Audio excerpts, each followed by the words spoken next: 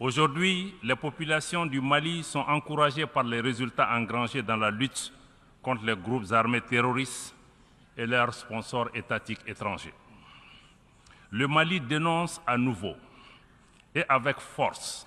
les ingérences de certaines puissances qui continuent de faciliter les activités criminelles des groupes armés terroristes au Mali et au Sahel. Il y a lieu de rappeler que le 15 août 2022, le gouvernement du Mali avait alerté le Conseil de sécurité des Nations Unies sur les actes d'hostilité et d'agression de la France. Au lieu de cesser ces agissements, ce pays membre permanent du Conseil de sécurité des Nations Unies continue en toute impunité ces manœuvres de déstabilisation du Mali et du Sahel, comme en témoigne la récente libération des terroristes dans la zone des 3 frontières du Burkina Faso, du Mali et du Niger, en dehors de tout cadre judiciaire et à l'insu des États concernés, pour perpétrer plus d'actions terroristes contre nos populations civiles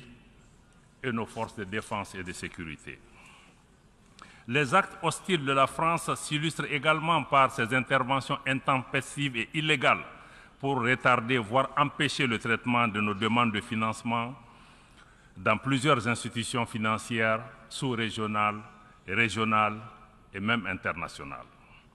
Dans le même ordre d'idées, il est regrettable que le même pays, la France,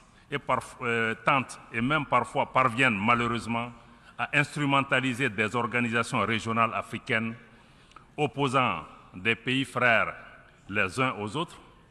uniquement pour ses intérêts géopolitiques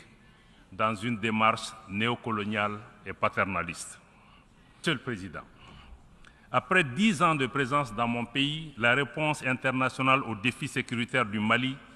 n'a pas été à la hauteur des menaces. Les attentes des populations maliennes, maintes fois exprimées par les autorités, ont ainsi été souvent ignorées. La mission des Nations Unies au Mali, MINUSMA,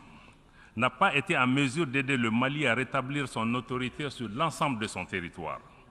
en dépit cependant des moyens importants investis en elle ces 10 dernières années. Durant sa présence sur le territoire national,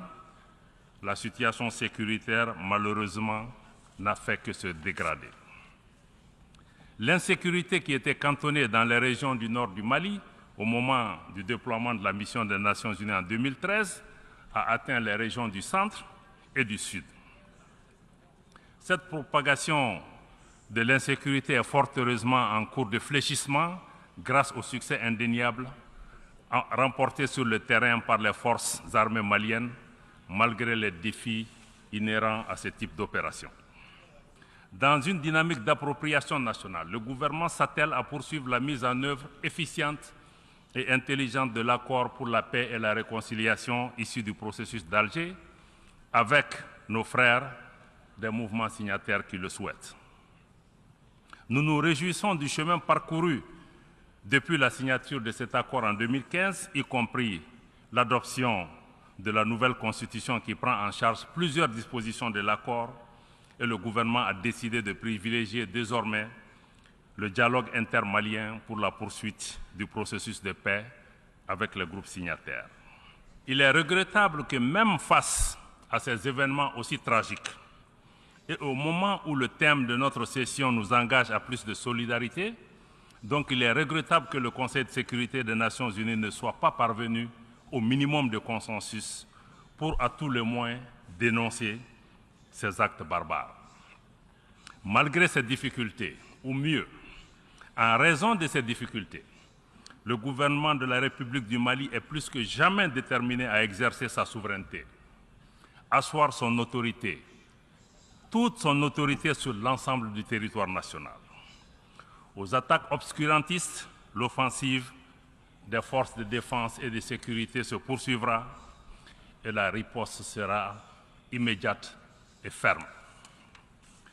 Le Mali est attentif aux évolutions institutionnelles et déplore que l'appréciation des changements de régime intervenus récemment dans certains pays africains soit fonction de la proximité des nouveaux dirigeants avec certaines puissances, ou tout simplement des intérêts géopolitiques en ignorant totalement les aspirations des populations des pays concernés.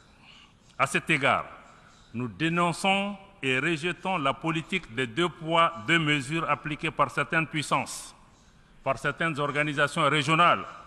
et même par certaines organisations internationales, y compris les Nations Unies.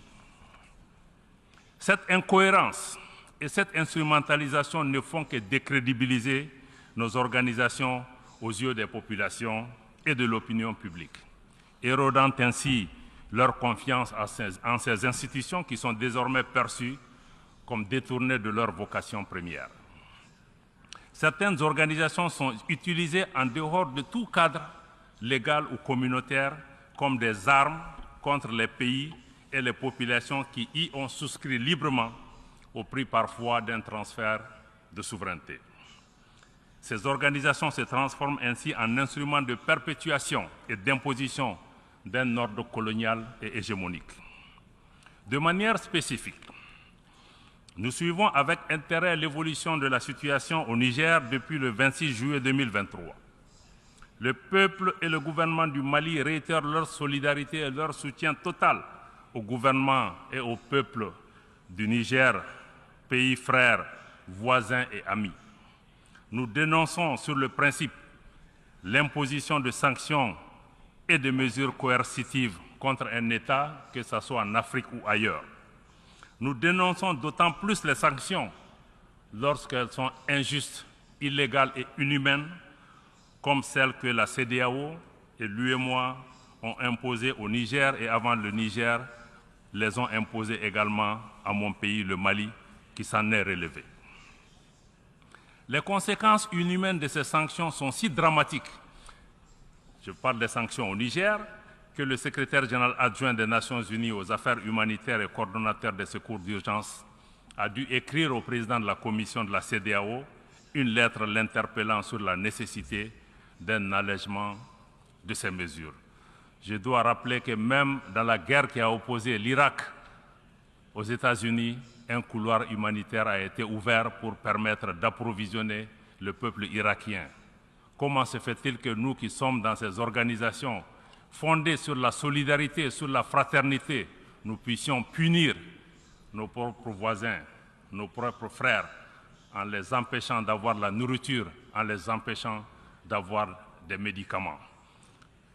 Par ailleurs, le Mali reste fortement opposé à toute intervention militaire de la CEDEAO aux conséquences désastreuses pour le Niger, mais aussi pour l'ensemble de la région.